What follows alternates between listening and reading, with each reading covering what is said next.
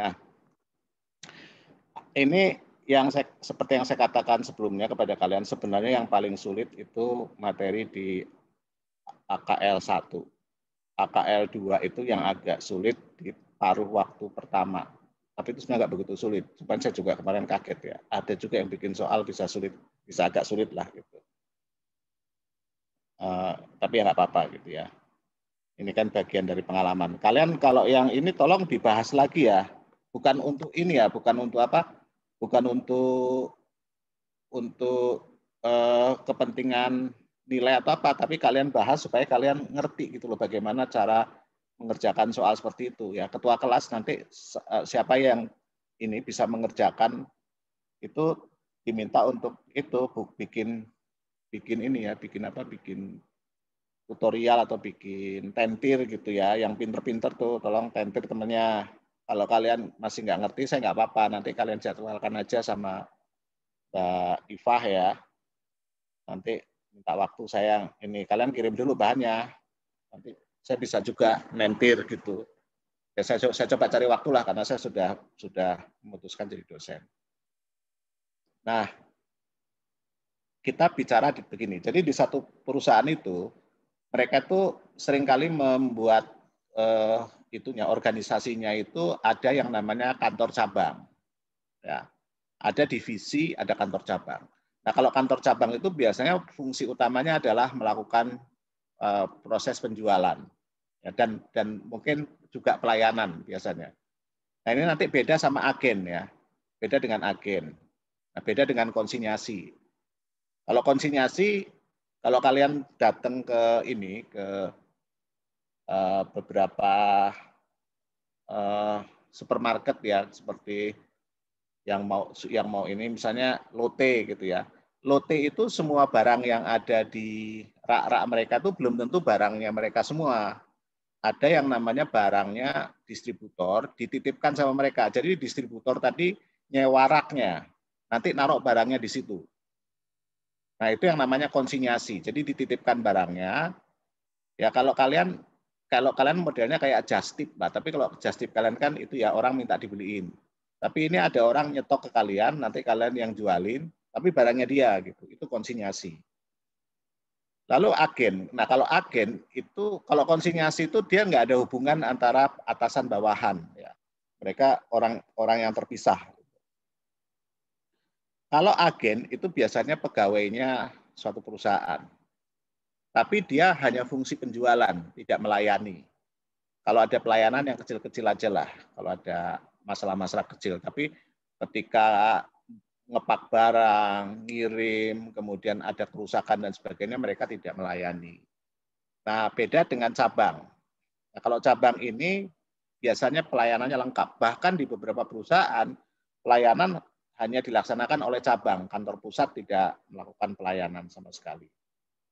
Lalu apa bedanya dengan divisi? Nah, kalau divisi ini lebih pembagian dalam bentuk produk apa yang yang diproduksi atau yang dijual di masing-masing bagian ini, ya masing-masing divisi ini.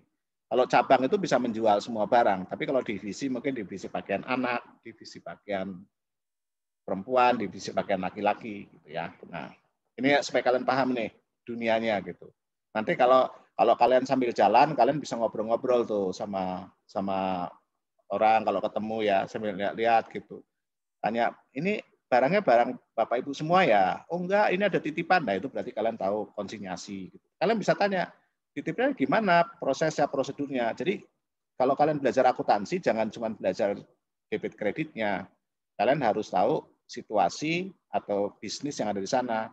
Kalau ketemu agen penjualan, kalian wawancara aja, kalian ngobrol aja santai gitu ya, tenang. Kalau suatu ketika ketemu sama yang namanya kantor cabang gitu.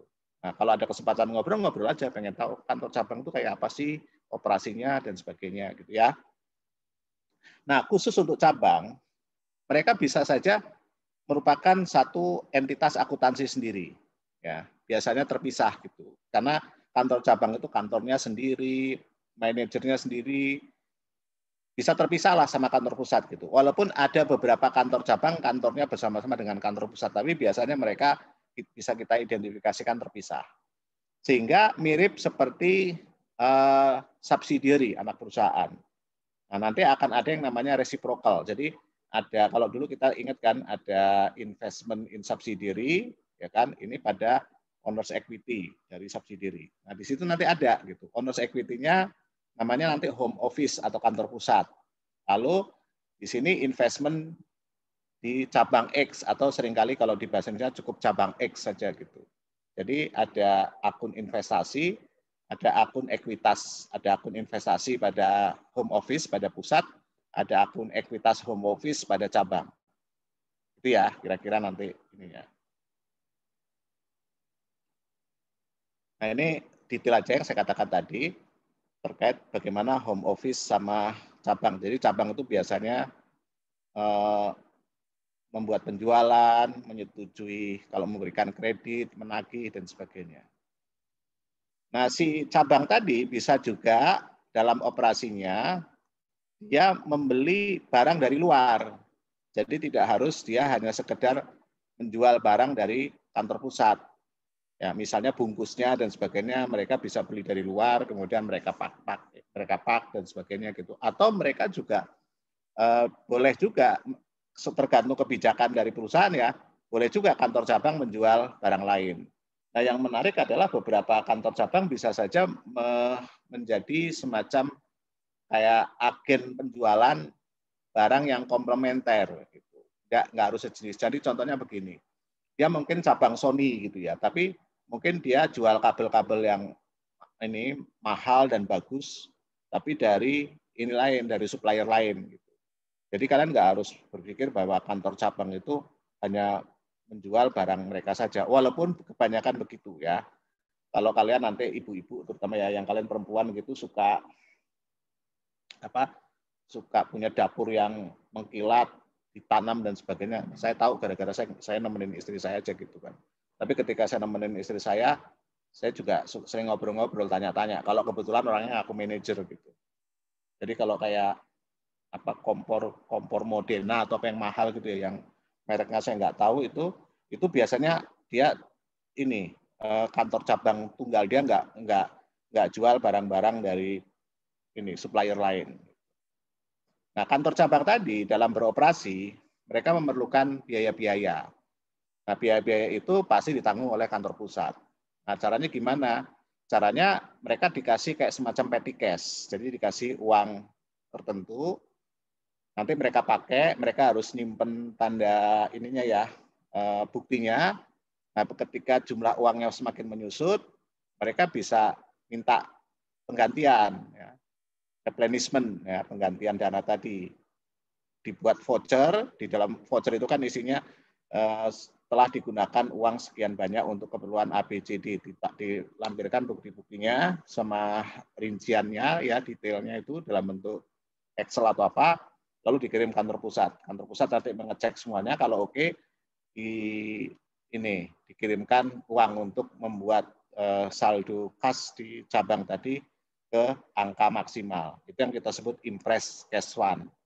Kalian harusnya sudah tahu ini. Kalau dibilang impress cash fund, kalian ingat di pelajaran tingkat 1 ketika belajar cash atau tingkat 2 ketika belajar cash juga. Ya, intermediate sama accounting principle. Oke. Nah, ini divisi tadi yang sudah saya katakan ya. Jadi divisi itu biasanya lebih diorganisasikan sesuatu yang mirip, jadi bukan mirip produknya misalnya ya. Bukan itu. Mungkin juga area penjualannya gitu ya. Nanti dari divisi ini bisa jadi perusahaan itu punya divisi punya kantor cabang.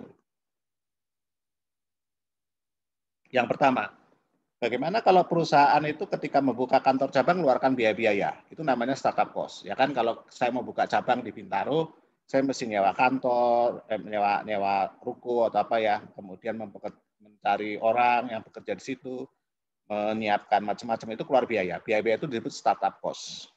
Nah, di masa lalu startup cost ini oleh beberapa perusahaan itu dikapitalisasi, jadi tidak langsung dijadikan expense, ya, dicatat sebagai aset. Nanti secara periodik dibebankan sebagai expense. Kapan? Ya ketika kantor cabang tadi menghasilkan laba. Nanti ditentukan misalnya, oh selama 5 tahun, 10 tahun, sekian tahun ya.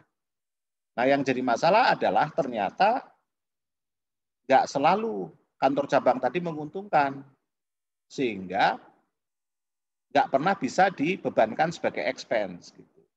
Nah, itu di tahun 1998, si ASCPA ya mengeluarkan Statement of Position yang sekarang dianggap sebagai standar akuntansi dimanapun juga. Jadi kalian kalau lihat standar akuntansi itu jangan lihat standar akuntansi Indonesia ya, standar akuntansi keuangan. Kalau nggak diatur di standar akuntansi keuangan, kita lihat standar yang berlaku umum di tempat lain.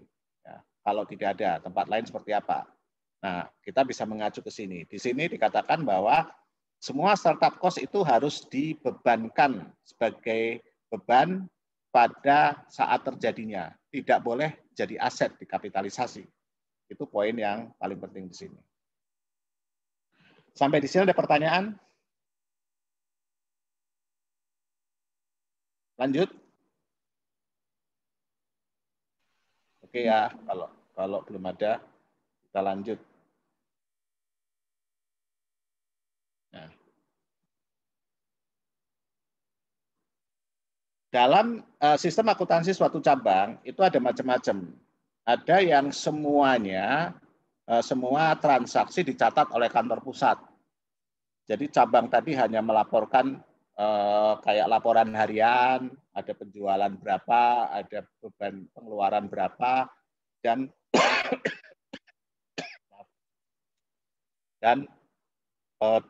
ininya bukti-bukti transaksi. Ya. Nah nanti di itu beberapa mungkin pakai sistem komputer. Jadi misalnya kalau kayak ada apotik ya dengan berbagai kantor cabang itu kayak seperti Kimia Farma itu biasanya mereka sudah mendapatkan datanya dari itu cash register atau dari mesin penjualan yang di depan itu ya. Kalau kalian bayar mereka itu udah langsung gitu. Jadi computerized gitu. Nah, sisanya mereka laporkan secara harian. Jadi di sini kantor pusat bertindak sebagai accounting and control center untuk semua cabang. Ada juga yang begini, cabang itu membuat catatan akuntansi sendiri. Jadi dia punya jurnal, punya ledger, punya chart of account, juga membuat laporan keuangan yang disampaikan ke kantor pusat. Nah, jenis ledgernya, chart of account-nya, strukturnya, macam-macamnya, itu nanti ditentukan oleh kantor pusat. Nah, di sini agak menarik nih kalau cabang punya akuntansi sendiri. Karena kantor pusat juga pasti akan membuat akuntansinya. Ya. Jadi akan ada 2 akuntansi. Kalian jadi ingat kan kalau kita pakai bank sebagai cash, maka kita punya catatan cash ya, cash itu akun cash yang kita catat di jurnal, ada juga rekening koran bank. Nah, kita bisa melakukan rekonsiliasi. Jadi sistem ini lebih baik karena akan ada 2 catatan terpisah yang nanti bisa dilakukan rekonsiliasi. Nanti bisa ini pengendaliannya lebih baik gitu daripada yang hanya satu tadi. Ya. Jadi kalau yang ini cuman lebih mahal. Nah bagi perusahaan terserah. Kalau dia merasa bahwa lebih efisien dijadikan satu ya jadikan satu. Tapi kalau merasa bahwa kendali harus kuat dibuat dalam bentuk 2 catatan. Ada akuntansi di pusat, ada akuntansi di cabang, maka dibuat. Nah di sini di dalam buku ini kita fokus pada akuntansi cabang yang memang lengkap ya, yang pusat ada akuntansinya, cabang juga ada akuntansinya. Nah, transaksi yang dicatat oleh branch itu harus mencakup semua beban-beban dan revenue yang memang menjadi tanggung jawabnya. Kalian sudah pernah belajar belum yang namanya cost center, revenue center, profit center, investment center? Saya tanya dulu. Sudah pernah tahu belum?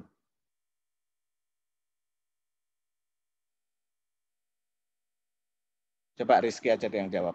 Udah pernah tahu belum? Cost center, profit center? Belum? Waduh. Waktu belajar akuntansi biaya diajarin apa kalian? Jadi ada yang namanya pusat pertanggungjawaban.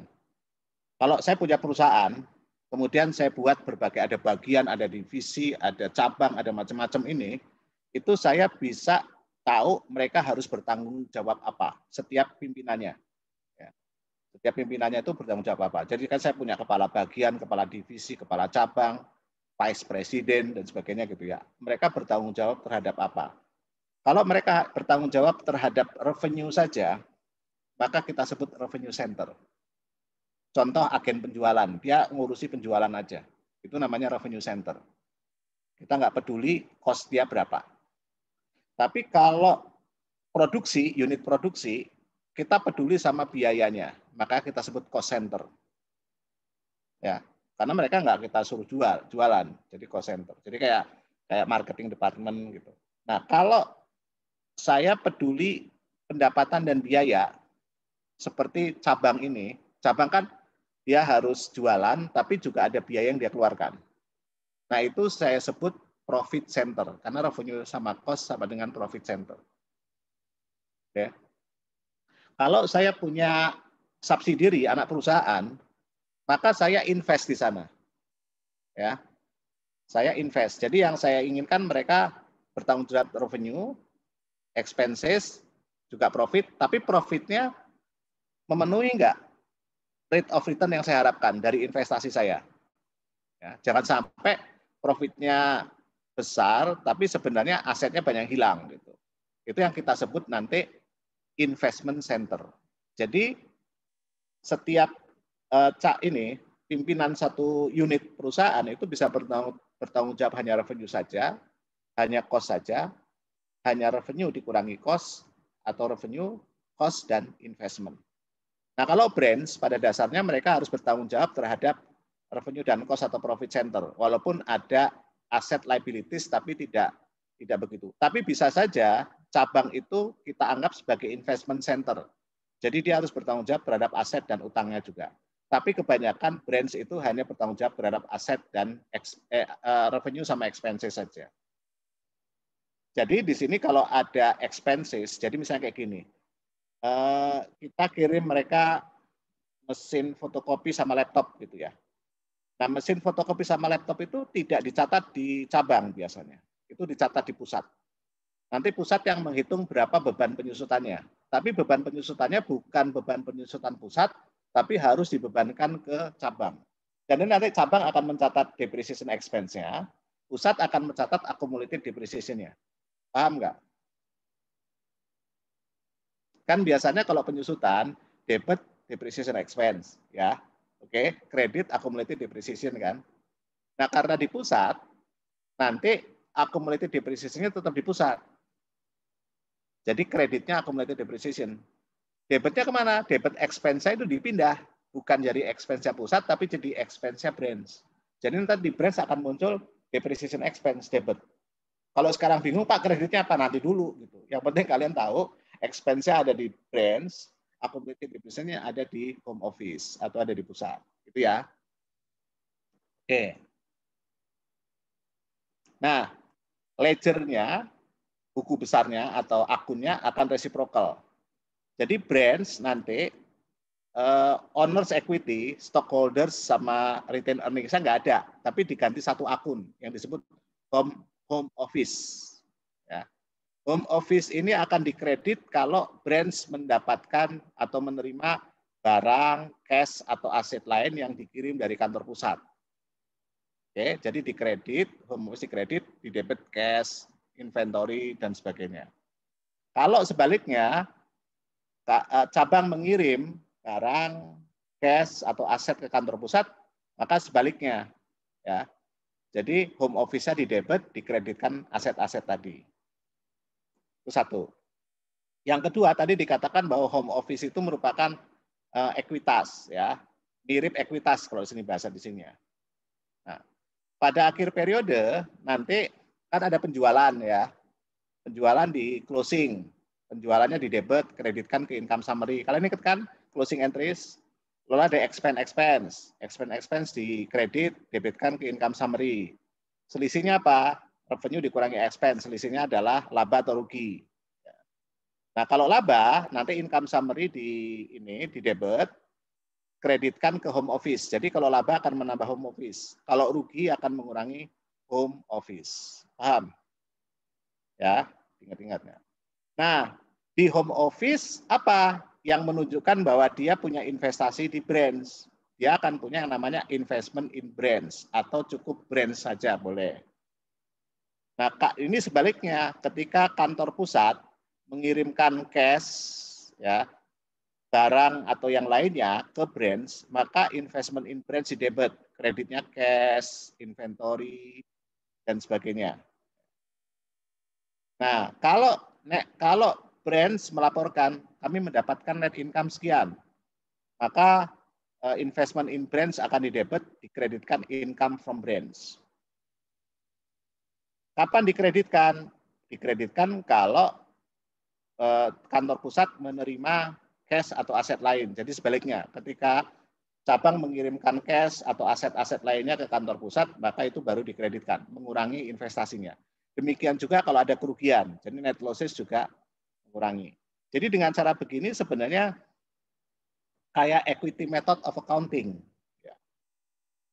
Nah, kalau branch-nya cuma satu, cukup investment in branch. Kalau lebih dari satu, tinggal sebutkan aja cabang Jakarta, cabang Medan, cabang apa, dan sebagainya. Terserah. Yang penting setiap cabang itu satu akun. Nah, oke ya. Ada pertanyaan sampai di sini? Oke. Beberapa expenses itu dikeluarkan oleh kantor pusat. Misalnya asuransi, mungkin ada hal yang terkait dengan pembayaran pajak ya dan sebagainya itu biasanya di kantor pusat. Kenapa? Lebih efisien daripada masing-masing cabang. Misalnya masing-masing cabang punya asuransi sendiri gitu. Demikian juga kalau beli aset, misalnya equipment dan sebagainya, itu biasanya kantor pusat karena kantor pusat bisa beli equipment banyak, harganya lebih murah daripada masing-masing branch beli sendiri. Nah di sini si ini biasanya kantor pusat kalau mengeluarkan expenses untuk setiap cabang, ya dia akan melaporkan kepada cabang tadi. Anda ini nih akan ada expense buat Anda sekian. Contoh misalnya ya, ternyata perusahaan membeli plan aset equipment untuk branch, maka dia akan ngasih tahu ke ini, mana ke cabangnya nanti. Depreciation expense akan dikasih tahu. Tapi equipment seperti saya katakan tadi, biasanya plan aset atau aset tetap itu dicatat oleh home office, tidak dicatat oleh branch. Ya. Pertama untuk memudahkan saja, kan membuat penyusutan dan sebagainya itu urusannya home office gitu. Nah, ketika kantor pusat beli aset tadi, maka di debit equipment untuk branch A misalnya ya, equipment cabang untuk cabang A, lalu kreditnya kas atau kalau utang ya utang. Nah, bisa saja dalam situasi tertentu branch yang beli, cabang yang beli aset tetap, misalnya equipment tadi. Maka kalau cabang yang beli, seperti kita ketahui bahwa di sini equipment itu akan dicatat oleh kantor pusat. Maka seolah-olah cabang tadi membeli equipment, ya, jadi kreditnya kas kan, kalau dia mengeluarkan kas atau utang gitu. Tapi equipment tadi dikirim ke kantor pusat, sehingga di debit home office. Nanti di kantor pusat, karena menerima aset dari cabang, maka dikredit investment in branch. Debitnya equipment dari branch tadi. Ya, nanti kita lihat jurnalnya. Nah ini nanti tadi saya katakan bahwa kadang-kadang beberapa expenses dikeluarkan oleh kantor pusat, ya nanti akan dikasih tahu ke branch akan mencatat sebagai expenses gitu. Kalau expensesnya dicatat, nanti akan dikreditkan ke home office.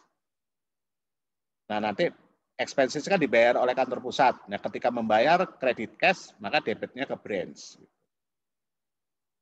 Kira ini. Lalu nanti kantor cabang menyampaikan laporan keuangan ke kantor pusat. Nah, kantor pusat membuat, tapi namanya bukan konsolidasi di sini. Namanya kombinasi. Ya, itu aja untuk membedakan lah. Tapi prinsipnya sama, tekniknya sama. Nah, ada satu yang unik. Seperti yang saya katakan sebelumnya, cabang itu kan fungsi utamanya menjual. Ya. Nah, berarti ada barang yang dikirimkan dari kantor pusat ke kantor cabang. Yang jadi pertanyaan, berapa kosnya? Ada 3. pertama adalah cost dari kantor pusat. Jadi kantor pusat itu punya barang yang dia beli atau dia produksi, cost-nya misalnya 100, ketika dikirim ke kantor cabang, ya nanti dicatat 100 juga. Itu yang kita sebut at home office cost. Atau ya tadi ditambah ada persentase tertentu, misalnya 20%. Jadi kalau cost-nya 100, maka nanti ketika dikirim ke kantor cabang, di kantor cabang cost-nya jadi 120. Oke. Atau yang ketiga, ke harga jualnya. Ternyata branch menjual dengan harga 150. Maka nanti dari home office dikirim, nanti akan dicatat 150 di branch. Jadi semua inventory pada branch nanti pada harga jual. Ya, ingat ya, kalau kalian belajar inventory kan ada tuh metode persediaan yang menggunakan harga jual. Retail inventory system. Kalau udah lupa nanti, makanya kalau udah lupa ya itu buka lagi tuh buku intermediate. Ya, ini nah, yang paling banyak dipakai adalah yang pakai home office cost. Ini gampang banget gitu ya, nggak ada unrealized gain pada inventory. Kemudian bisa ini memudahkan melihat gambaran secara keseluruhan karena kita bisa tahu bahwa masing-masing itu bisa diperbandingkan dengan baik lah antara kantor cabang satu dengan cabang lain karena cost-nya benar-benar effort mereka. Tapi nggak fair juga karena seolah-olah kantor pusat nggak dapat apa-apa. Ya kan, padahal yang produksi mungkin yang macam itu kantor pusat. Jadi di sini kantor pusat nggak dapat profit sama sekali, semuanya diserahkan ke cabang. Nah, ini nggak fair gitu. Supaya fair apa? Ya supaya fair adalah profit yang dibagi ke kantor pusat. Nah, itu yang pakai pendekatan kedua. Home office cost ditambah markup tadi. Ya. Tapi masalahnya nanti kita harus menghadapi yang namanya intra-company profits ya. Ada unrealized gain di ending inventory itu. Itu aja. Jadi agak jelimet ya. Nah, yang ketiga ini sama, tapi unrealized gain-nya lebih besar lagi. Ya. Jadi sebenarnya ini kutub utaranya at cost, ini kutub selatannya at selling price, ini yang di tengah-tengah. Lebih besar dari cost tapi nggak sampai ke selling price. Tapi dua ini yang pakai markup sama retail selling price, ini prosedurnya sama nanti. Jadi kita cukup belajar dua saja, yang home office cost sama yang ada profitnya, ada unrealized profitnya. Ada pertanyaan sampai di sini? Nah, apa kelebihan dari yang retail ini? Ya, kelebihan dari retail ini adalah kita nanti akan punya inventory at retail. Jadi tanpa disadari ketika kita kirimkan, dijual dan sebagainya, itu tanpa kita ketahui kita melakukan pencatatan dengan model yang disebut perpetual inventory pada selling price. Tanpa harus ada metode perpetualnya. Jadi kita tentu bisa pakai periodik, tapi itu nanti akan bisa, makanya saya minta kalian lihat lagi nanti di buku intermediate. Saya susah menjelaskan di sini kalau nggak tahu mekaniknya. Nah, artinya kalau ada metode persediaan perpetual tanpa kita harus punya sistem perpetual, itu kan bagus tuh, lebih murah. Nah, apa bagusnya perpetual? Kan kalian ingat, kalau kita punya perpetual, maka salah satu keunggulan perpetual, setiap periode, di akhir periode, kita bisa lihat ada nggak kehilangan persediaan. Jadi kan ingat ya, di inventory kan perusahaan akan selalu melakukan inventarisasi fisik. Nah, tugasnya apa? Nanti dicek dengan catatan, sama kayak rekonsiliasi. Harus ada, ini ada dua sumber bukti. Nah, kalau berbeda, itu dicari tahu kenapa berbeda. Apakah ada kesalahan atau ada pencurian. Dan nanti kalau ketahuan, ya kita bisa lakukan tindakan perbaikan. Kalau ada kecurian, oh kenapa kok ada kecurian? Kenapa kok dicuri? Apakah kurang aman dan sebagainya? Nah, kita bisa perbaiki internal kontrolnya. Jadi itu kelebihan dari retail ini ya, pada retail selling price, karena dia akan juga menyediakan suatu sistem perpetual inventory pada selling price yang akhirnya akan meningkatkan pengendalian internal. logika berpikirnya. Jadi retail itu juga dipakailah di beberapa perusahaan untuk brands. Saya ini dulu ya, gara-gara saya tuh kalau kalian dapat nilai jelek itu saya jadi semangat belajarnya karena saya kasihan. Suara saya agak kenceng, jadi saya agak serak. Sebentar, saya minta ambil minum dulu.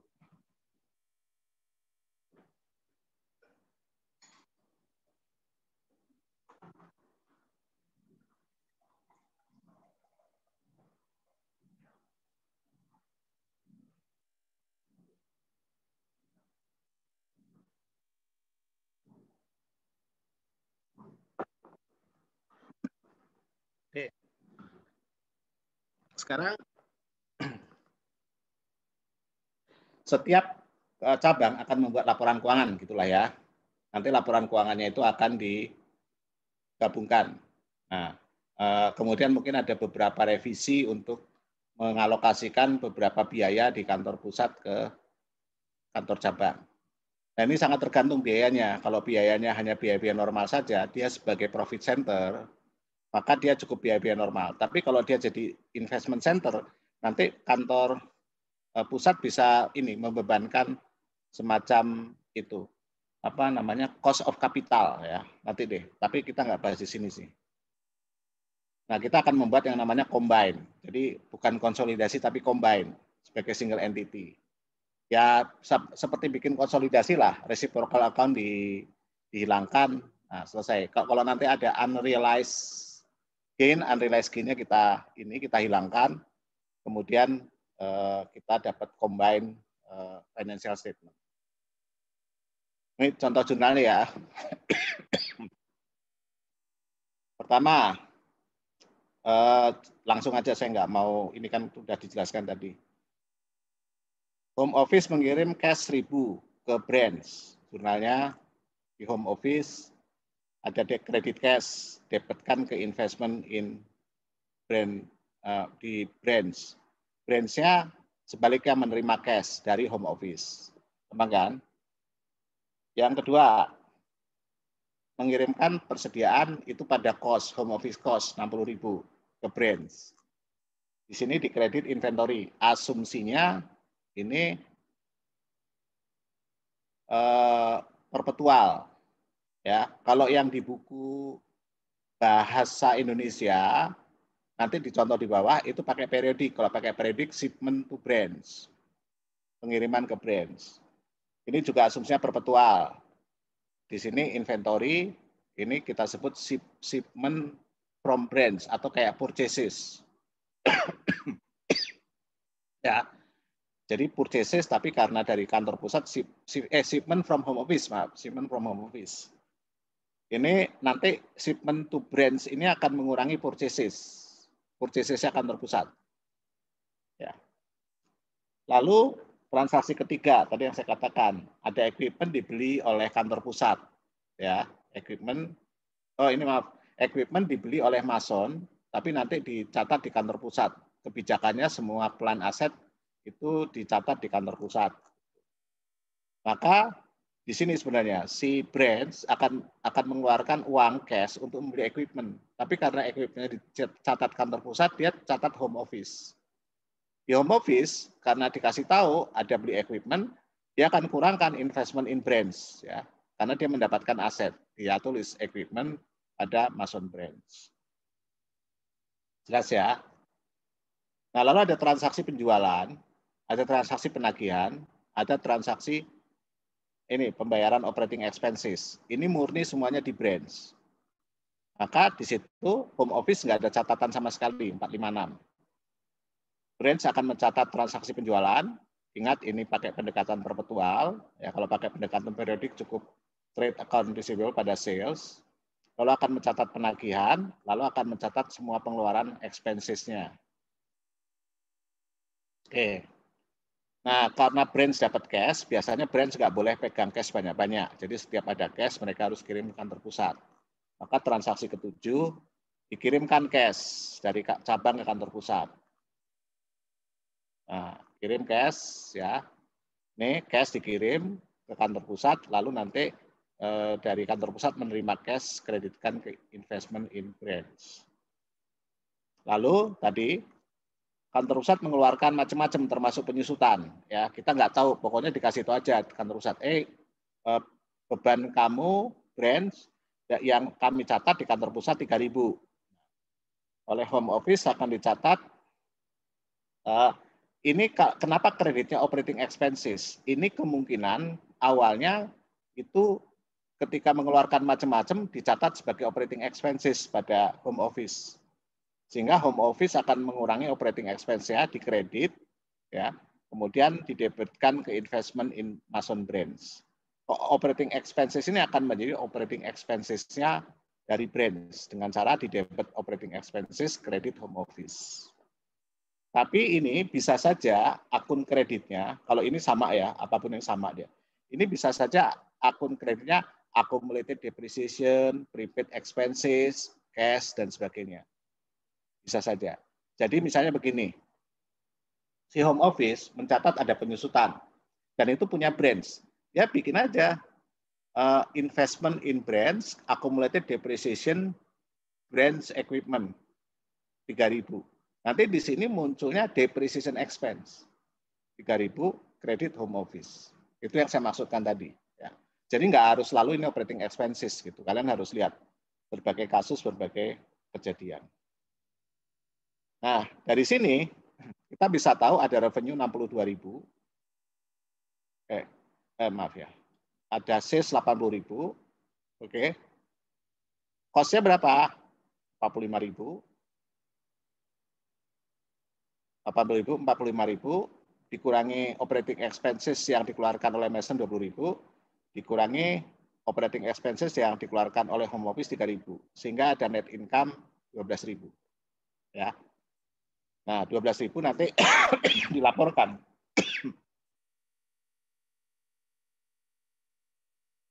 Dilaporkan ketika membuat closing entries. Nah, ini caranya. Jadi si branch akan melakukan closing entries sehingga ketemu net income-nya 12.000. Nah, net income 12.000 tadi akan menambah home office. Dilaporkan ke kantor pusat akan mencatat income from Mason branch 12.000. Jadi dalam proses closing entries nanti melaporkannya. Nanti income ini juga di closing di kantor pusat ke income summary yang nanti masuk ke retained earnings. Ya. Jadi di akhir periode ketika membuat closing entries, maka kantor cabang akan mencatat income tadi ke home office, kantor pusat akan mendebit investment in branch dan melaporkan income dari cabang tadi. Ada pertanyaan? Oke, lanjut dulu. Ini kita lihat dua akun saja ya, yang reciprocal. Investment in Mason, ini yang di kantor pusat, dia mengirimkan cash, kemudian itu menagih mengirimkan inventory, ya. Lalu ada equipment yang dibeli dari kantor cabang dikirim kantor pusat, kemudian menerima cash, kemudian ada operating expenses sehingga saldonya 26.000. Nah, ini harusnya angkanya sama dengan yang home office yang ada di branch. Menerima cash 1.000, menerima barang 60.000, kemudian ada equipment yang dibeli untuk dikirim kantor pusat atau pencatatannya kantor pusat, lalu menerima cash, mengirimkan cash 37.500, lalu ada pembebanan 3.000 operating expenses sehingga satunya 26.000. Ya. Dua akun ini harus sama. Kalau nggak sama, nanti ada rekonsiliasi untuk jadi sama. Kita akan bahas di bagian belakang. Nah, kita bisa membuat combine kayak bikin konsolidasi ya. Ini ada home office. Nah, ini pendekatannya pendekatan laporan keuangan ya. Kalian harus belajar pendekatan laporan keuangan nanti.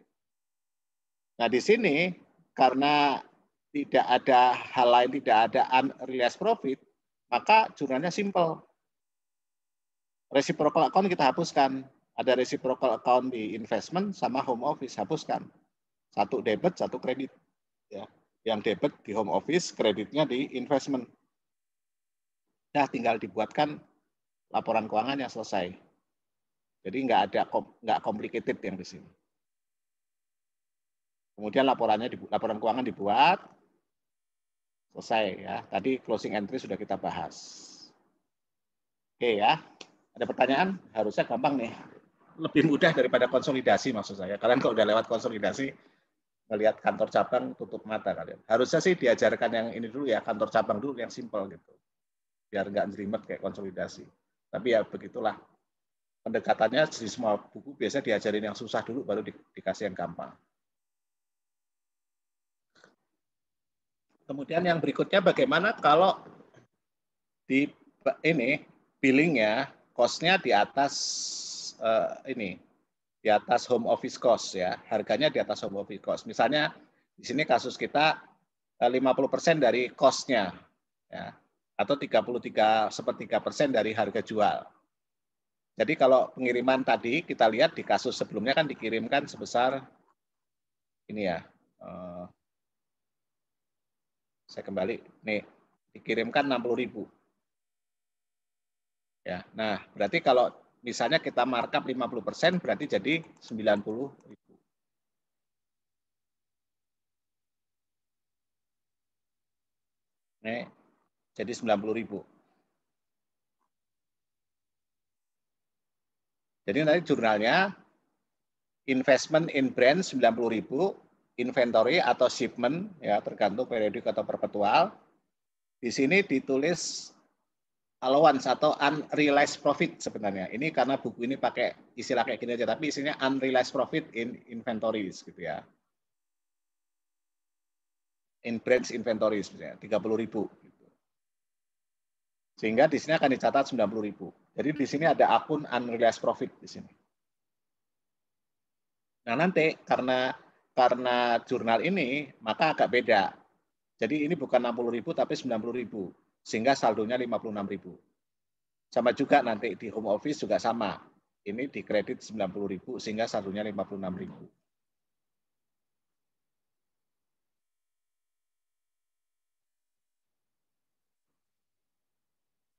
Nah, pada akhir periode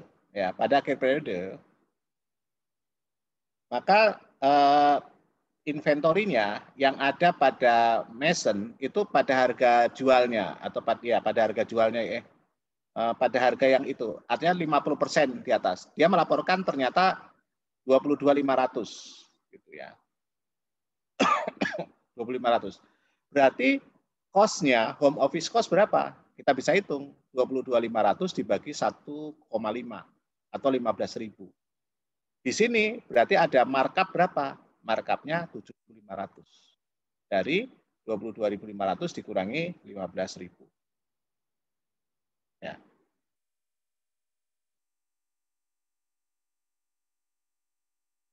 Nah, artinya tadi yang sekarang unrealized gain pada inventory yang awalnya saldonya 30.000, sekarang karena saldo persediaannya tinggal 22.500, mestinya hanya 7.500. Berarti yang 30.000 ini harus dikurangi sehingga menjadi 77.500. Ya. Di debit adjustment, allowance tadi di debit atau unrealized profit di debit, ya. Kemudian dikredit sebagai realized gross profit pada Mason Brands. Jadi dimunculkan kredit realized gross profit Mason Brand Sales. Ini di pembukuannya home office. Ya, karena home office yang tahu. Di pembukuannya home office. Jadi dari allowance di debit, kreditkan ke realized gross profit Mason Brands Sales. Nah, satu hal yang harus kalian kuasai adalah membuat perhitungan seperti ini. Ya. Kita mulai dari beginning inventory. Nggak ada di sini ya, kebetulan. Lalu ada pengiriman. Pengirimannya berapa? Cost-nya 60.000, harga yang dibebankan, bill price-nya 90.000. Sehingga di situ ada markup 30.000. Oke, dijumlahkan dua-duanya. Dapat angkanya ini. Lalu kita kurangi ending inventory. Ending inventory pada harga bill 22.500. Kita tahu cost-nya 15.000 sehingga ada markup sebesar 7.500. Nah, di sini cost of goods sold-nya nanti 67.500 ya yang dilaporkan, cost-nya pada home office cost hanya 45.000 sehingga cost of goods sold-nya jadi terlalu besar 22.000. Ada markup sebesar 22.500. Dengan informasi seperti ini, maka kita bisa, jadi setelah kalian buat begini, maka kalian bisa membuat yang namanya adjustment ini. Ya. Nah, adjustment-nya bagaimana? Adjustment-nya kita tahu cost of goods sold-nya terlalu besar, karena harusnya hanya 45.000, bukan 67.500. Maka cost of goods sold-nya dikurangi. Ya. Nih, cost of goods sold-nya dikredit.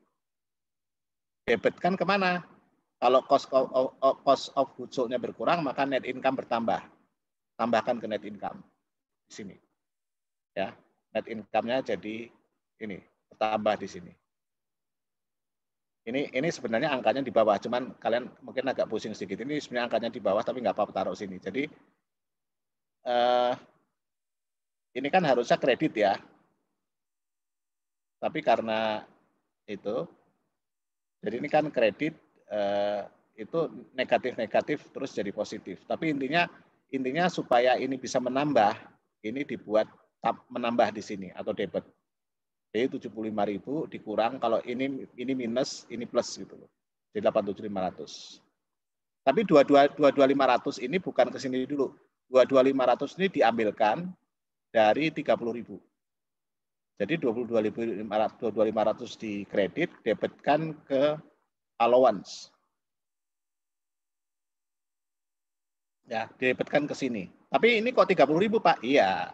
Dari 30.000 ini kan ada yang masuk ke inventory 7.500. Maka 7.500-nya masuk ke inventory.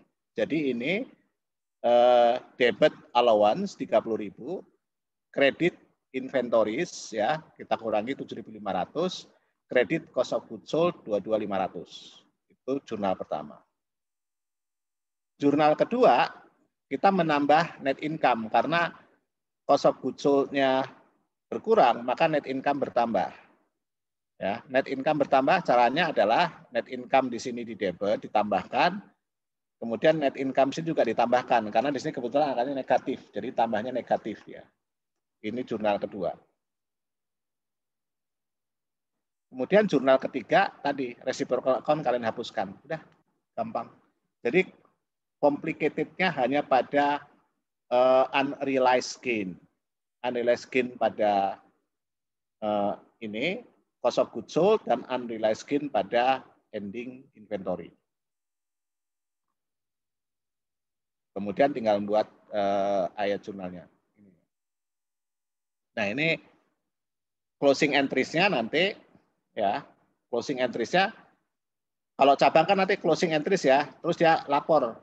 Kita ada ini, ada net loss ya. Di sini kebetulan net loss karena jumlah expense-nya lebih besar daripada revenue-nya.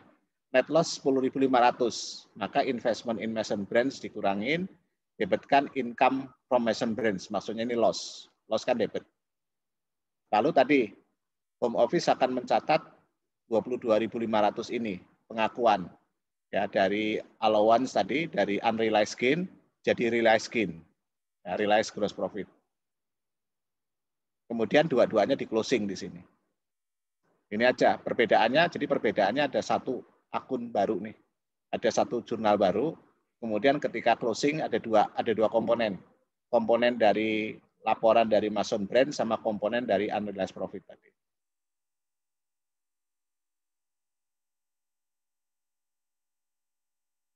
Nah nanti kalau ini dilaporkan, maka dari 56.500 di kredit 10.500 sehingga ada saldonya 45.500, sama juga dengan ini.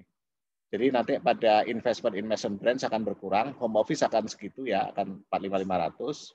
Lalu ada di allowance nanti akan ada 7.500 sisa ya, yang akan ditaruh di inventory nanti, mengurangi inventory. Kemudian nanti yang realize ini masuk closing entry sehingga saldonya 0. Ini juga 0 gitu. Jadi karena jurnal ini ya, maka investment in Mason Brand akan 45.500, allowance akan saldonya 7.500, realized gross profit 0, income from Mason Brand 0, karena sudah di close semuanya.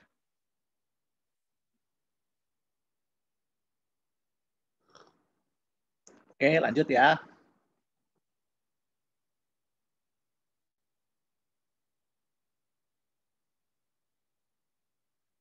Ini closing entries pada brands ya, simple sama seperti sebelumnya, sales di close, cost di close, sisanya loss dilaporkan mengurangi home office. Ini ininya ledgernya, ledger home office di brands 45.500 sama ya dengan yang di atas nih 45.500.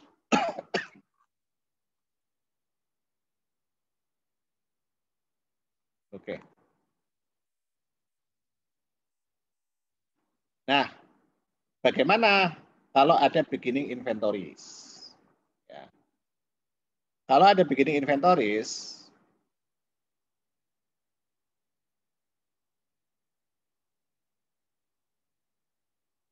kalau kita pakai perpetual method seperti yang di atas, maka prosesnya sama, nggak ada beda. Jadi itu enaknya perpetual method, ada beginning inventories, kita nggak terlalu pusing gitu.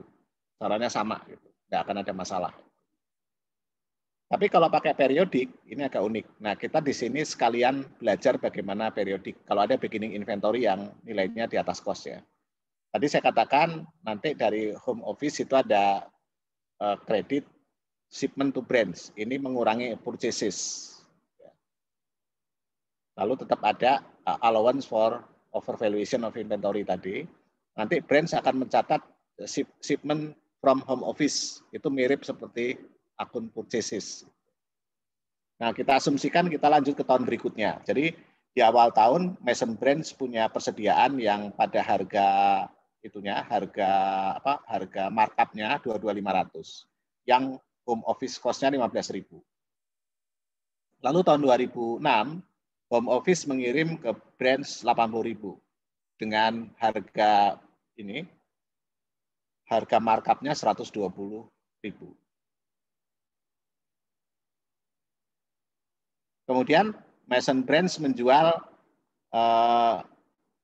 150.000 ya, yang harga ini ya, harga perolehannya 112.500. Jadi dia jual 150.000, ini harga perolehannya 112.500. Artinya di sini berapa saldonya? Kita bisa buat ini dulu ya. Jadi saldo awal 22.500 ya. Kemudian ada pengiriman 120.000 sehingga available porsinya 142.500, lalu yang terjual cost of goods-nya 112.500 sehingga saldo akhirnya persediaan ada sebesar 30.000. Ini pada harga markup, pada harga cost-nya kita hitung sehingga kita tahu berapa masing-masing di sini ya. Berapa markup-nya untuk masing-masing komponen ini. Satu ya. Jadi saya kesini dulu supaya kalian paham. Lalu yang kedua jurnalnya. Jurnalnya hanya beda angka saja ya. Sekarang jurnalnya ini 120.000, investment in Mason Brand, shipment-nya 80.000, ada unrealized profit-nya 40.000. Brands akan mencatat 120.000 karena nggak tahu berapa ininya, lalu akan mencatat penjualannya ya pada cash tadi. Nah, kalau kita sudah dapat ini, maka kita fokus pada ini saja, pada bagaimana membuat membuat eliminasinya. Tapi yang pasti sebelum ke sana kita lihat dulu ya. Saldo awal 45.500, lalu ada barang kiriman baru 120.000. Kemudian brands setor 113.500, lalu brands dibebankan 4.500 expenses, kemudian ada net income yang dilaporkan 10.000. Ini secara umum saja transaksinya di 2006 ya. Kemudian kita tahu allowance for overvaluation saldo awalnya 7.500 dari beginning inventory, lalu ada tambahan 400, lalu ada yang terjual 3.500 sehingga saldo akhir allowance 10.000 kredit ya 10.000. Cocok sama hitungan kita di sini ya. Ending inventory 10.000. Ini akunnya. Kemudian nanti kalau closing entry-nya kalian tahu kan, nggak perlu saya bahas ya. Nah di home office juga sama nanti. yang dari di branch ya. Branch saldo awal 45.500, mengirim 120.000, menerima cash 113.000, membebankan operating expense 40.000 dan melaporkan net income 10.000. Jadi 67.000 sama. Nah, working papers-nya sekarang. Ya, ini agak jelimet, tapi nggak susah. Ya. Yang pertama, di sini karena perpetual, maka kita akan menghapuskan dulu ini shipment to Mason Branch sama home office ini reciprocal account, walaupun angkanya berbeda karena ada markup. Jadi yang pertama adalah shipment to Mason Branch itu kita debit ya, sehingga 0. Shipment from home office kita kredit ya, sehingga 0 karena ini kan debit di sini jadi kredit 0. Sisanya 40.000 kemana? 40.000 kita masukkan ke allowance. Jadi allowance-nya kita hilangkan dari shipment. Ya, tinggal sisa 7.500. 7.500 ini berasal dari saldo awal. Ya. Nah, berasal dari saldo awal, ini kita debit, kreditkan mengurangi saldo awal di sini, inventory. Saldo awal. Kemudian kita koreksi saldo akhir. Saldo akhir terlalu besar, ya, 10.000. Ya, di sini kita karena ini mengurang, jadi kita debit supaya pengurangnya berkurang. Semoga nggak bingung kalian ya. Supaya pengurangnya berkurang, kita debit 10.000. Kemudian kita kreditkan ke inventory yang ada di ini neraca 10.000. C, ya. Kemudian yang D kita akui unrealized profit untuk yang ke ini, untuk yang ke cost of goods sold 37.500. Jadi net income-nya di sini bertambah, net income-nya juga bertambah di sini, debit di sini karena di sini faktor pengurang, faktor penambah kita debit, di sini negatif, supaya negatifnya tambah besar kita kredit. Nah, yang E reciprocal account. Ya, jadi yang agak jelimet yang kalian harus hati-hati adalah kalau ada unrealized profit-nya. Ya, jadi itu pada umumnya. Nah, yang berikutnya adalah bagaimana kalau ketika akhir tahun sebelum membuat macam-macam ini ada perbedaan. Nah, di sini nih di home office saldonya 49.500. Di branch 41.500. Kita melakukan yang namanya rekonsiliasi. Kita lihat saldo masih sama, oke, nggak ada masalah. Cash receipt 20.000 sama-sama 20.000. Di sini ada 1.000, di sini nggak ada. Kita cek. Ini apa nih? Oh, collection of brand trade accounts receivable. Jadi kantor pusat menerima bayaran, tapi itu dari transaksi di cabang. Jadi si pelanggan mungkin karena kebetulan ada transaksi dengan kantor pusat, bayarnya sekalian ke kantor pusat gitu, 1.000.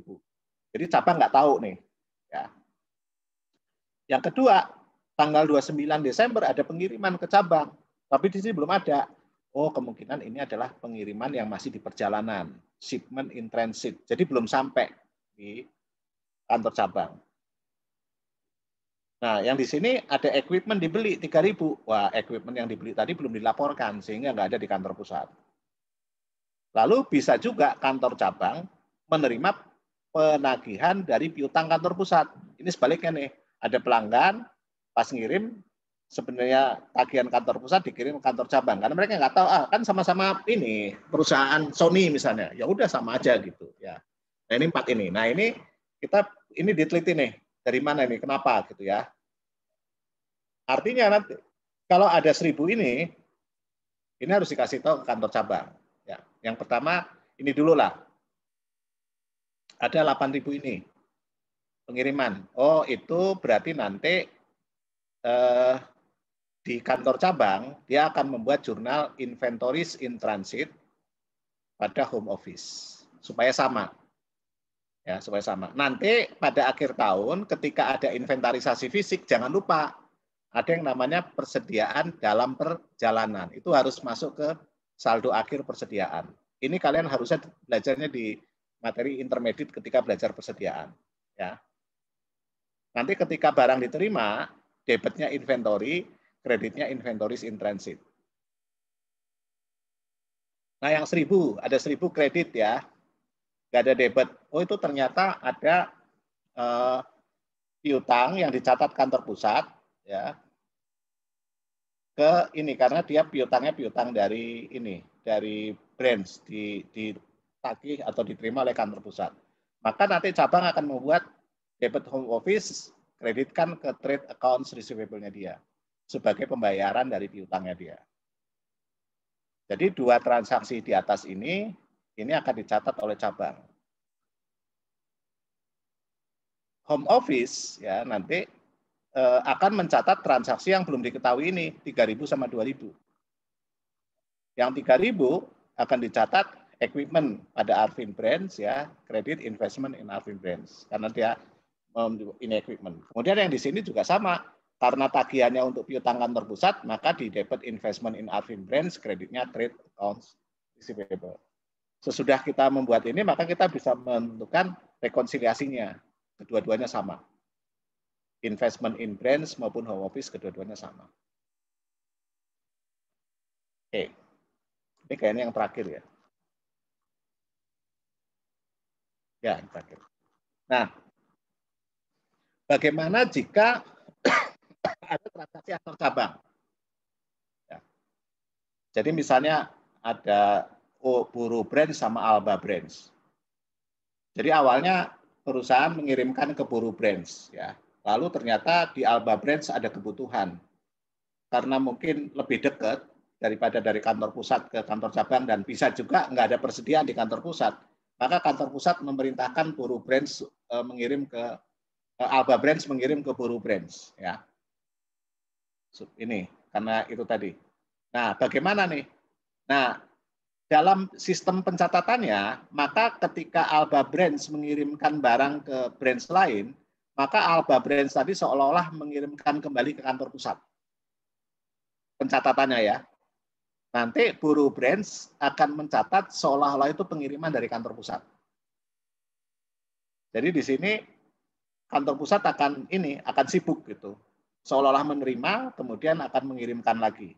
Ya, kalau di ininya di masing-masing cabang dia kirim ke kantor pusat, yang cabang satunya menerima dari kantor pusat. Di kantor pusat akan mencatat menerima dari satu cabang, mengirim ke cabang lain. Nah, yang jadi masalah adalah biaya angkut. Karena prinsip kita tidak boleh memasukkan inefisiensi, ya. Setiap ada inefisiensi harus dilaporkan sebagai expenses atau beban. Maka jangan sampai total dari biaya pengiriman dari pusat ke Alba, kemudian Alba ke Buru, itu cost-nya, freight cost-nya tidak boleh lebih besar daripada pusat ke Buru. Ya, misalnya begini. Contoh, home office mengirimkan barang 6.000 ke Dana Brands. Cost-nya 4.000. Oke, paham ya? Jurnalnya gimana? Investment in Dana Brands pada inventory. Kemudian ada cash, ini untuk menunjukkan pengiriman, biaya pengiriman, freight ini ya, freight-nya 6.000, 4.000 karena dibayar cash, yang bayar kantor pusat. Ya. Kemudian di Dana dia akan mencatat freight in. Ya, ingat freight in itu kan masuk ke inventory 400, debit inventories, ingat ini perpetual, kredit home office. Bisa juga dia semuanya inventories 6.400. Ya, tidak harus freight in sendiri. Karena freight in biasanya untuk periodik, akun untuk periodik. Jadi bisa saja dua-duanya freight ini inventories. Lalu nggak lama home office meminta Dana memindahkan barang tadi ke Evan Brands. Freight-nya 300 sekarang. Jadi total freight-nya, total biaya angkutnya 700. 400 tambah 300. Andaikan kantor pusat mengirimkan langsung ke Dana Brands, ke Evan Brands, ternyata hanya 500. Jadi ada selisih sebesar 200, terlalu besar. Maka itu nggak boleh dicatat sebesar 700, harus maksimal 500. Caranya bagaimana? Caranya adalah di kantor pusat, dia akan menerima dari investment in Dana Brands sebesar 6.700. Kenapa? Karena Dana Brands akan mencatat begini. dia kirim ke home office, ya. Kemudian inventory yang ini di kredit lagi semua, termasuk freight-in-nya kalau ada. Lalu dia mengeluarkan cash 300 untuk ongkos kirim. Jadi beban ke home office 6.700. Nah, home office ketika menerima informasi ini, dia akan mengkredit investment in brands, dana brands 6.700. Tapi kalau barang tadi dikirim oleh Evan Brands, kita lihat di Evan Brands. Evan Brands akan mencatat freight in-nya hanya 500, bukan 700. Sehingga dia akan mencatat home office 6.500. Oleh karena itu, home office akan mendebit investment in Evan Brands bukan 6.700 tapi 6.500. Sehingga selisihnya itu dicatat sebagai expense atau loss atau kerugian 200. Ya, itu kira-kira ya. Tapi kalau lebih murah nggak mungkin ya, pasti lebih mahal. Itu kira-kira ya. Nggak tahu sih ya. Bisa aja sih dalam situasi tertentu lebih murah bisa saja. Kalau lebih murah nggak boleh dicatat sebagai gain, itu aja deh. Tapi kalau lebih mahal, dia harus catat sebagai loss. Oke, saya agak panjang tadi karena harus memberikan petatah petitih kepada kalian supaya belajar serius. Ingat ya, belajar serius ya. Jangan nanti begitu saya ngomong kayak gitu terus langsung nervous, langsung stres. Jangan. Ya hidup itu, saya ingin kalian tuh tahan mental gitu loh. Saya agak khawatir sama anak zaman sekarang. Sebenarnya kalian tuh hebat-hebat gitu loh. Generasi yang semuanya mudah didapatkan gitu. Cuman saya khawatirnya gini, kalian itu begitu dapat kesulitan dikit langsung nyerah itu loh. Langsung mewek ya bahasanya, ya nggak usah lah. Makanya jangan terlalu banyak nonton drakor lah atau apa ini banyak mewek. Harus teguh harus ini. Nonton tuh film-film yang jangan banyak nangisnya itu, yang penuh perjuangan, susah ya. Kalau saya dulu suka nonton film silat itu, jagoannya sampai babak belur nggak karak-karan akhirnya menang gitu loh ya. Tapi kan kalian situasinya beda gitu. Nah, jadi itu ya. Nah sekarang untuk yang 4 orang ini ya, saya kasih waktu 30 menit, tapi tolong dikeroyok sama teman-temannya. Saya mau yang gampang-gampang dulu lah. 42, 43, 44,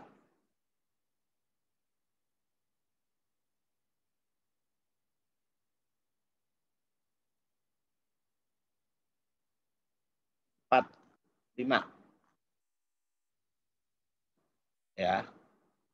Itu aja dulu. Kalau masih sempat ya, nggak apa-apa ya. Kalian kerjakan satu dulu. Nanti kalau selesai langsung ke yang saya mau yang 4 dulu ya. Jadi mulai dari berapa tadi? 42, 43, 44, 45. Apalagi ini kan nggak ada kuncinya nih. Pasti seru nih. 46, 47, 48, 49. Ya, udah. Itu dulu ya. Silakan Rizky kamu atur, kamu bagi aja tuh yang lain-lainnya bahas bareng itu sama teman-temannya ya. Saya tunggu 9.40.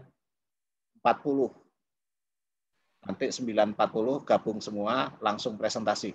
Presentasi 4 nomor pertama dulu. Kalau masih ada sempat presentasi ke 4 nomor kedua. Silakan kerjakan. Silakan. Oke.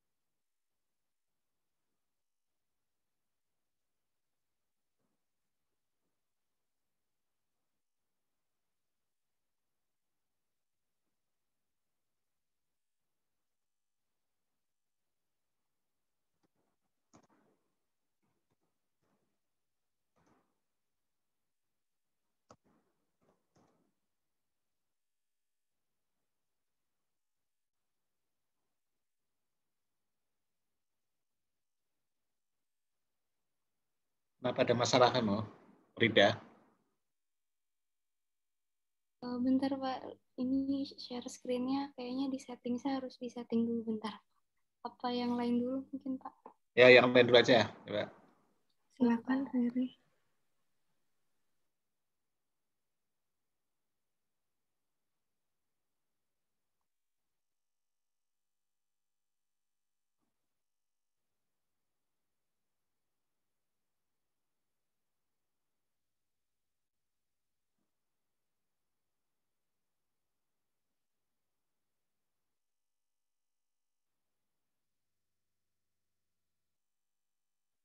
Ayo, yang lainnya siapa? Ayo, biar waktunya ini harusnya bisa 2 atau orang soalnya gampang-gampang kok. Permisi Pak, izin share screen. Ya, ya, silakan.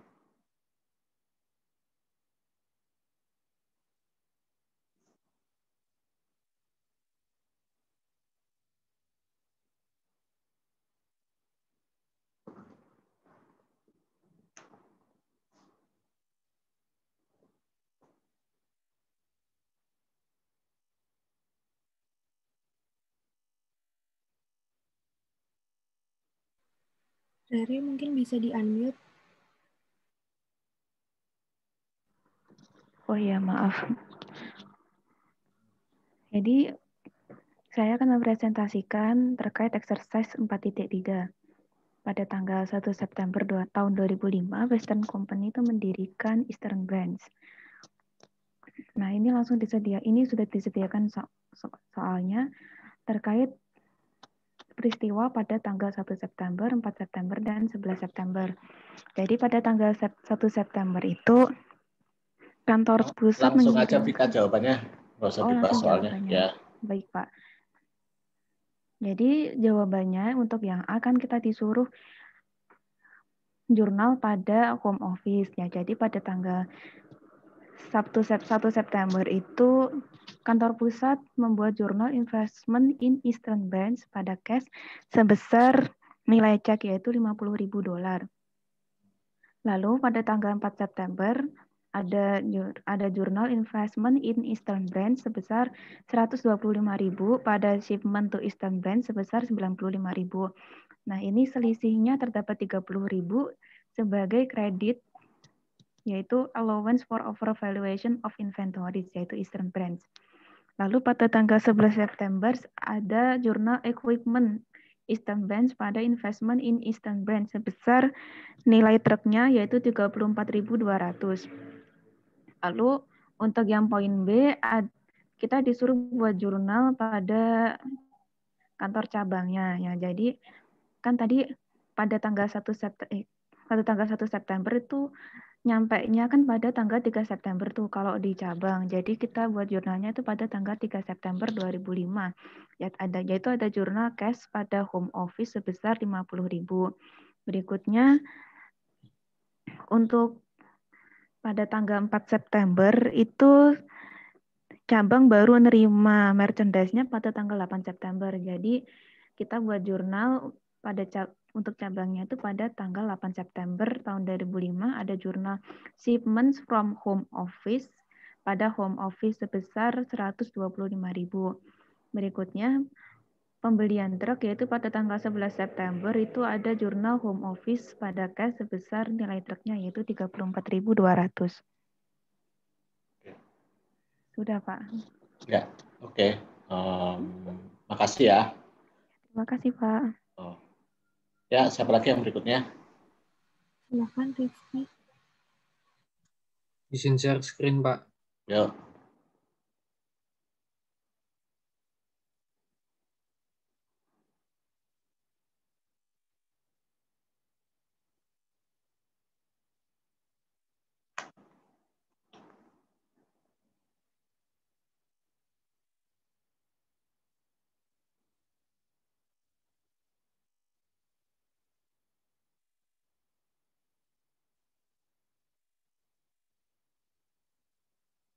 Masih mute, Rifki.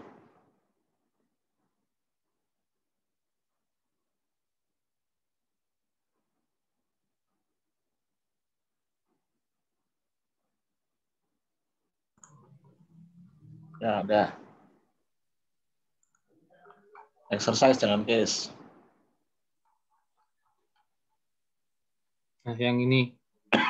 Ya. Jadi kan di soal menampilkan jurnal yang dicatat oleh kantor pusat. Sedangkan perintahnya disuruh membuat jurnal yang dicatat oleh kantor cabang. Untuk tanggal 2 Januari ini mencatat jurnal ini kan, jurnal pengiriman barang persediaan yang dikirim pusat ke cabang. Jadi cabang mencatat jurnalnya itu yaitu inventory pada home office sebesar 100.000. Dicatatnya sebesar 100.000 bukan 80.000 seperti di sini karena melibatkan memasukkan ini allowance for overvaluation sebagai markup biaya yang dikeluarkan pusat. Kemudian untuk tanggal 18 Januari ini jurnal akuisisi equipment yang dicatat pada kantor pusat, pada akuntansinya kantor pusat. Jadi cabang mencatat sebagai home office pada cash sebesar 5.000. Angkanya sama seperti di sini. Kemudian tanggal 31 Januari ini mencatat alokasi beban oleh pusat. Jadi cabang mencatatnya sebagai operating expense pada home office sebesar 8.000. Sekian, Pak. Oke, makasih ya. Sama. Dan kamu bisa ngomong gitu ya. Kok nilai kamu jelek ya? Maaf Pak Rifki. Nggak apa-apa, nanti aja. Yang lainnya ayo. Saya mau lihat ini. Silakan Zuhar.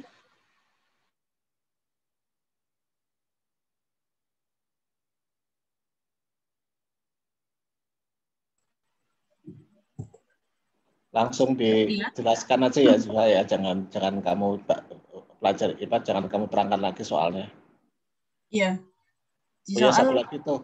Kalian kalau mengerjakan soal langsung jawabannya, ngapain kalian bikin coret-coretan panjang gitu di soal. Ini beberapa banyak yang habis waktu gara-gara bikin coret-coretan. Tapi nggak apa-apa ya, lanjut juga. Iya Pak. Di soal catatan dari cabang, terus disuruh mencatat jurnal yang untuk pusat. Yang pertama yaitu tentang pengiriman inventory. Di cabang inventory diterima sebesar 60.000. Untuk di pusat dicatat pada investment, pada inventory, pada allowance. Untuk markup-nya dijelaskan di soal sebesar 20% dari bill price. Maka allowance-nya sebesar 12.000. Lalu inventory-nya jadi 48.000. Untuk investment pada branch-nya sebesar 60.000. Kemudian pada tanggal 25 untuk mencatat pengumpulan account receivable piutang pusat yang diterima oleh cabang. Makanya di pusat dicatat investment pada trade account receivable sebesar 25.000. Kemudian pada tanggal 31 untuk mencatat operating expense pada pusat dicatat pada investment in branch pada operating expense sebesar 18.000. Sekian Pak. Oke, makasih. Nah, yang terakhir. Silakan untuk Arida. Udah bisa Arida? Bentar Pak, saya coba. Oh, udah bisa sih kayaknya nih Pak. Oke, ya. Lihat ya. Tapi Ya, sudah. Sebentar. Soalnya nggak usah ditampilkan, nggak apa-apa ya Pak? Oh, saya langsung aja. Kamu bisa jelaskan sambil jawaban ini nanti. Oh ya, baik. Yang pertama itu kan ini disuruh bikin home office sama San Marino Branch. Yang home office nih jurnal pertama investment in San Marino Branch pada cash sebesar 10.000. Karena home office ngirim 10.000 ke branch. Jadi home office-nya cash-nya dikredit karena 10.000 artinya. Terus di San Marino-nya berarti karena dia menerima cash, jadi cash-nya di debit. Terus kreditnya berarti home office. Terus yang nomor 2-nya, kan ini ada ship merchandise 60.000 build markup-nya 20%. Jadi home office ngasih merchandise ke branch.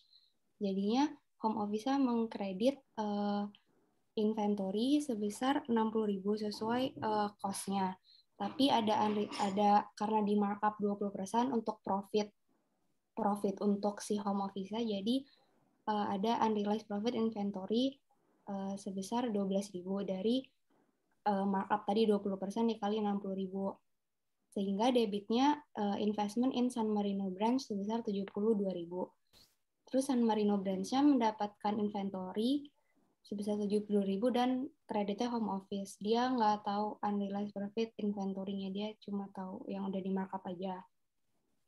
Terus yang ketiga, katanya branch itu membeli office equipment. Tapi yang nyatet itu di home office. Jadi home office. Jadi itu kan berarti branch ngeluarin cash, berarti di kredit 3.000. Tapi beli equipment, tapi equipment itu yang nyatet home office. Jadinya equipment-nya di debit di bukunya home office sebesar 3.000. Terus di home office-nya kredit investment in San Marino branch, dan di buku branch-nya debitnya home office. Satu ya, equipment-nya kamu kasih strip San Marino branch. Oh iya. Jangan equipment aja ya. Oke, makasih. Saya rasa itu aja dulu. Karena saya ingin lihat kalian gimana sih kalau kalian saya suruh menjelaskan. Tapi oke lah. Sementara ini saya ngelihat kayaknya sebenarnya nggak ada masalah. Mungkin kalian tipikalnya agak nggak tahan terhadap ini aja ya, tekanan aja ya, soal susah terus nervous. Saya nggak tahu, ini baru dugaan saya aja.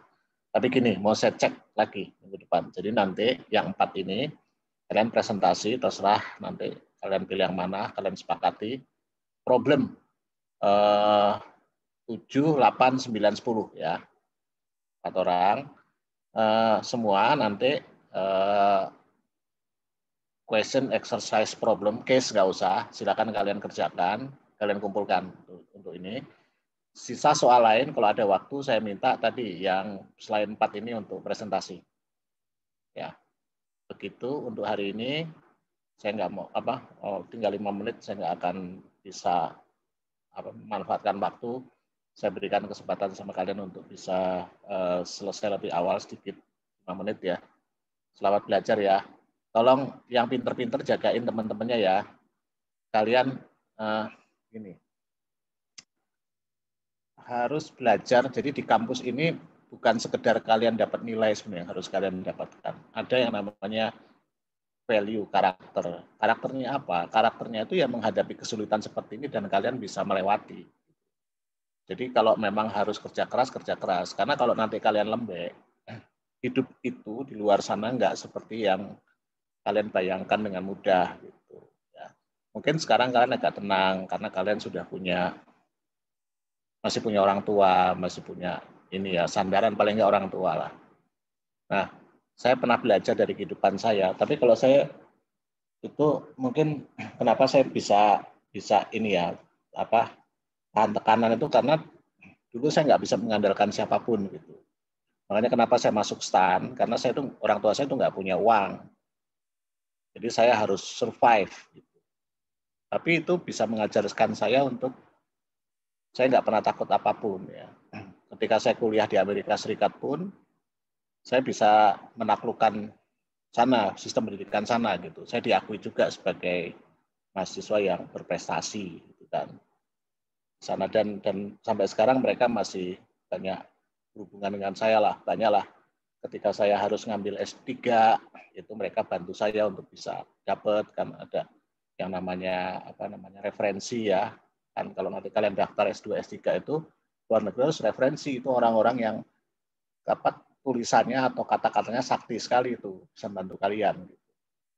Tapi bisa begitu tuh karena kita siap untuk susah gitu ya. Ya saya dulu cuman satu aja yang saya nggak ada yang saya khawatirkan gitu loh. Ya jadi harus pergi ke Amerika pertama, jadi sekali ke luar negeri langsung ke Amerika Serikat sendiri gitu kan.